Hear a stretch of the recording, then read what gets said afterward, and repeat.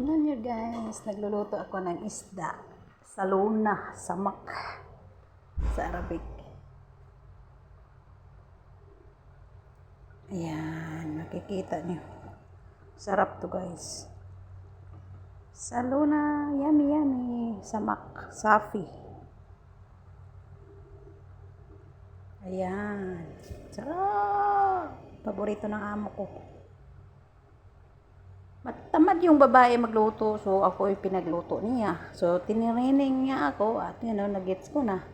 Yung kasama ko, tinirining, hindi niya gusto. O hindi talaga magluto kasi matamad, mahilig mag-cellphone.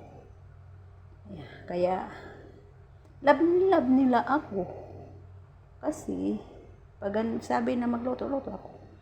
Yung kasama ko, pag magsabi ng luto, hindi daw siya marunong o hindi talaga magluto.